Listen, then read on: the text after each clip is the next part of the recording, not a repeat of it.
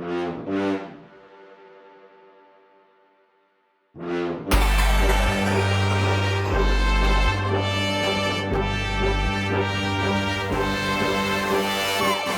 everybody! We are back. That's right. We just had our video when it came. That was fun. It was fun, dude. I was gonna say, like, we were worried because we didn't know if they would float. Yeah, they do. They They floating do pretty well. But thank you, everybody, for the incredible what would you say, like showing out, if you will, of the last video, the this for the Oklahoma City Thunder. People seem to like hating on the Oklahoma City Thunder. People seem to resonate. Love. And so now we are moving on with our Oklahoma City week. Oh god. Dare I say, the Seattle SuperSonics. More relevant than ever. Oh, it's just going to be everywhere, man. Because you have a lot of history to go through. It's a rich history, rich tapestry, if you will. That I wanted to do something that I felt like I was contributing at the same time. And in celebration of the last video. It almost is reminiscent of our first win with the Bulls. Okay. I got another cake.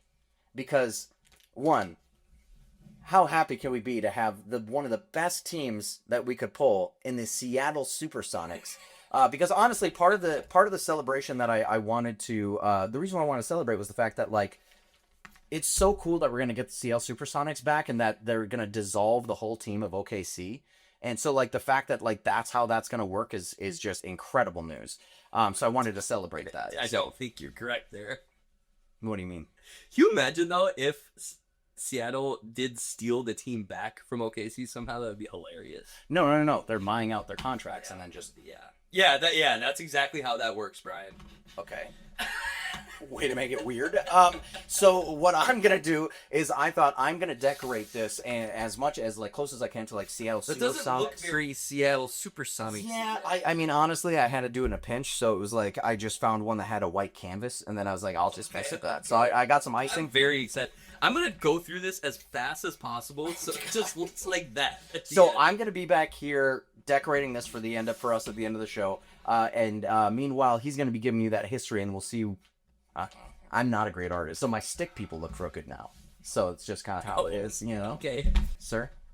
All right. Hey, I will see you in a little bit. Take us there. I'm excited to see what you come up with. Oh, also, yeah, I got... Oh, yeah. Okay, do your thing. All right. Back to history. I'm excited. It's been a while since we've done a history segment. What was the last history we did? I can't even think of the team. It was the Cavs. Oh my god. I know. Ted Stepien. True. Freaking Ted. Okay. So, I don't want to disrespect like the players that have played for the SuperSonics. The SuperSonics won an NBA title in 1979. So, I mean, my team that never left has never won a title. So they do have a title. And in the 90s, they were a super fun team with Gary Payton, Sean Kemp. Right now, you're going to see the video of Sean Kemp's dunk. Here, the Sonics switch is to take the lead again. First left side. Works on auto into the baseline. Slap to it for Nod. Ricky goes back to get. Fires it cross court. Jets got it right up into the eye power.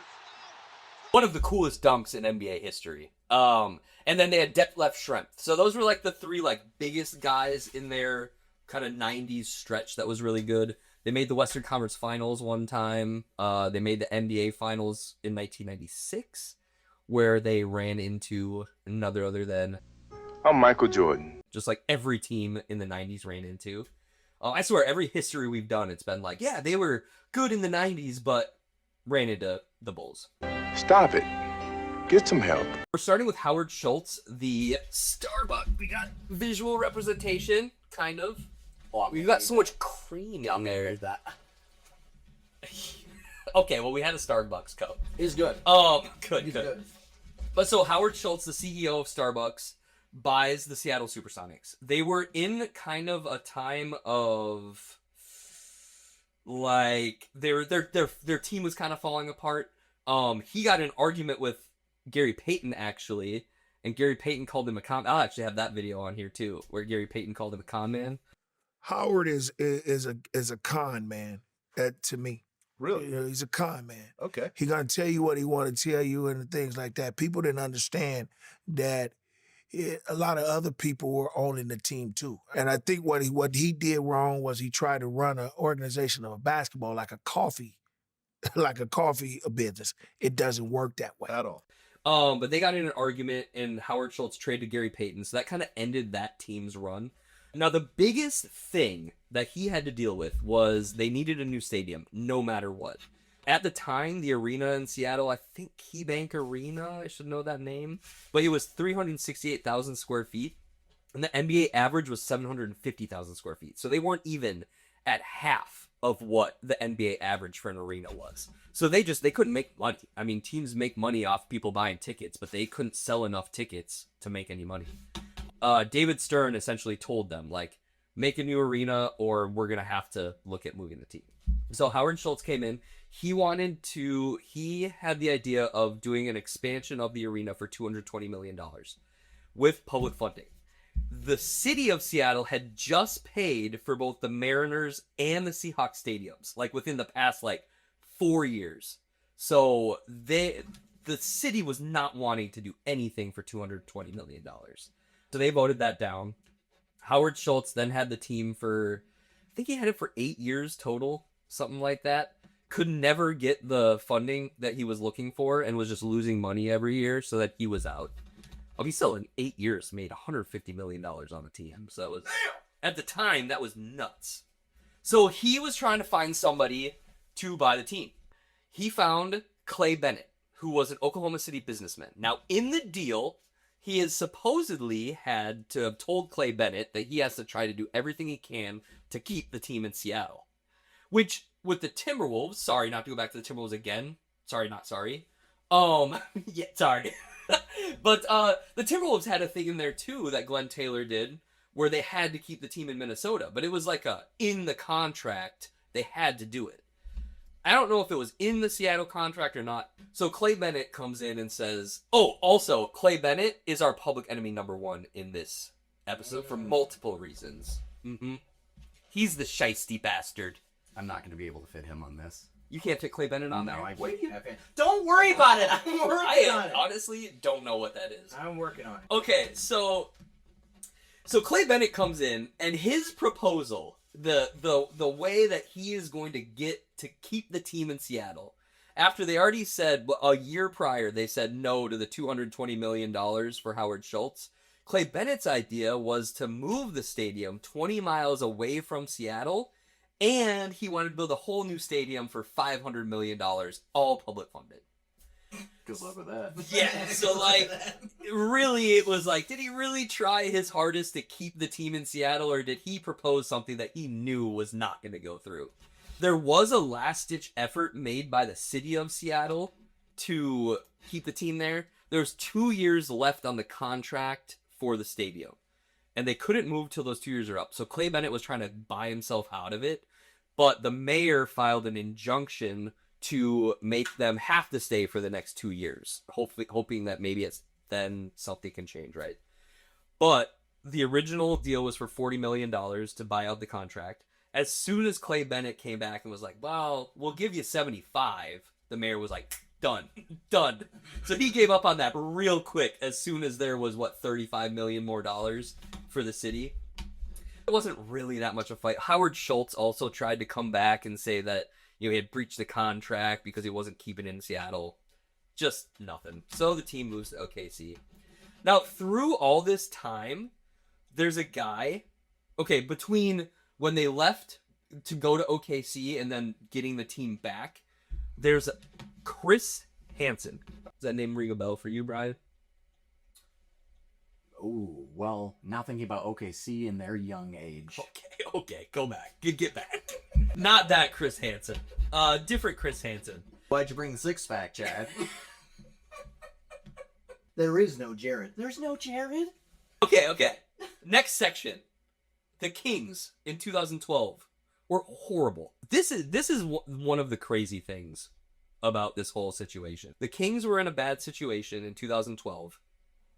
Chris Hansen in Seattle was getting everything together to make a bid for the Kings. The Kings owners were going bankrupt. They could not have the team anymore, essentially. Chris Hansen was trying to get everything together in Seattle to get the Kings there. The NBA's relocation committee, so after everything kind of went through, there was going to be a vote on it, right? Who do you think was on the NBA's relocation committee and a massive part of the NBA relocation committee at this point? Chris Hansen? Not Chris Hansen. He would have loved to have been because he could have voted for himself. Ted Stepien. No. George Shin. No, our public enemy number one today, Clay Bennett.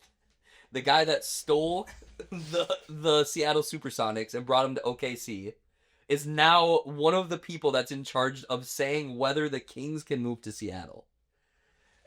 Crazy, dude. Crazy. The craziest thing, and I really I looked this up 2, 3, 4 times just to make sure that I wasn't losing my mind. There's a food blogger in Seattle, Dana Falk, that put a tweet out saying that she thought the deal was done, that that the Kings were going to be moving to Seattle. Somehow, no one in Sacramento knew about this yet.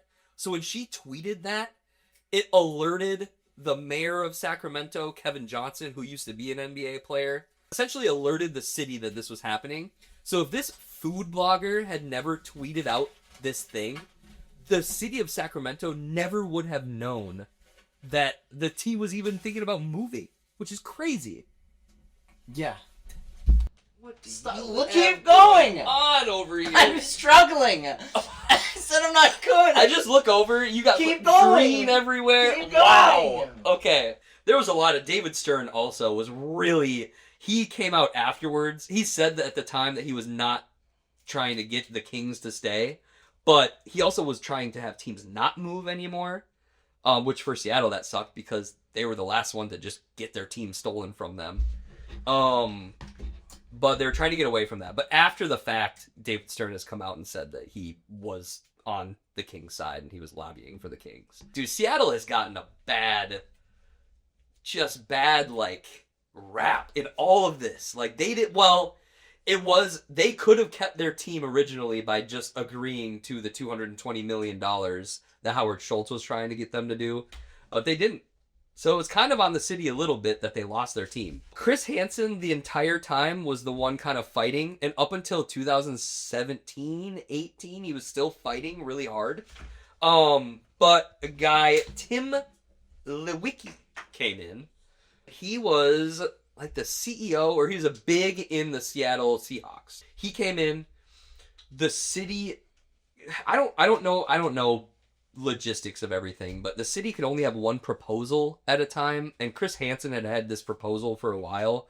So the city finally voted his proposal down, and then the next day it was announced that they were going to go with Tim Lewicki's proposal, something like that. That's not 100% correct. I apologize. He's kind of now the one.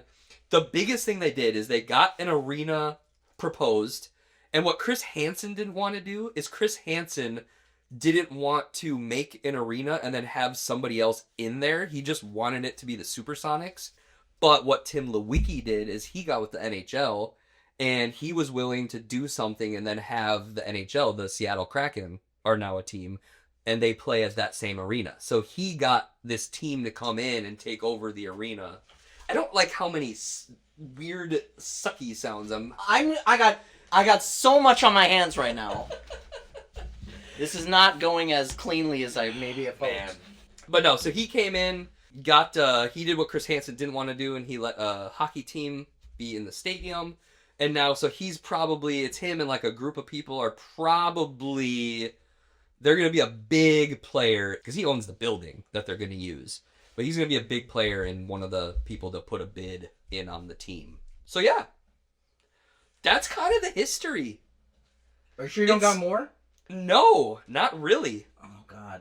I know. I'm very excited to see what you got going on over there. I'm done, though, so I don't know. Yeah, I mean... All right, well, I got to be done now. That's our history. All right. Again, I am not an artist.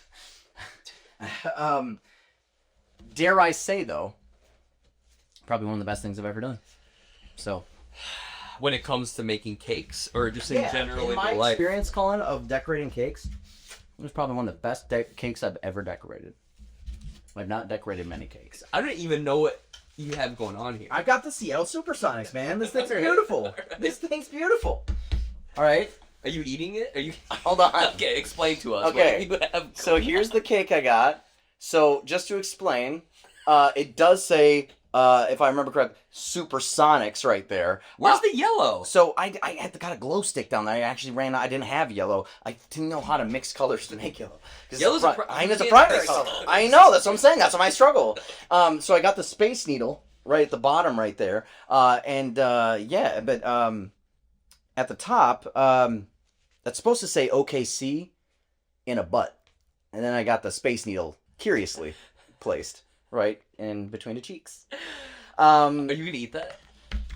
How about this? How about you make a shot and I'll eat it right now. I make a shot, If you you will can eat make it? if you can make that shot, I'll eat this right now. All right.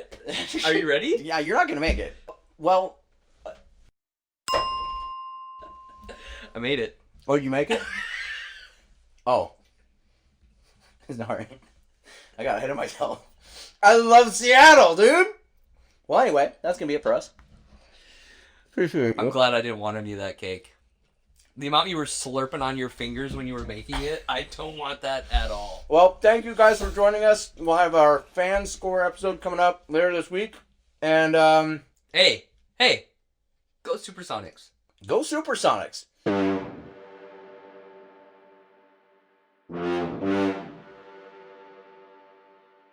This actually feels like we actually did OKC because they like cake as well. Yeah, children. It's like playing with their food. Oh, okay. I said they like cake as well, and you said children. Yeah, because they're all young. Yeah, but Kids cake like is cake. also booty. When you said that, I was like, dude.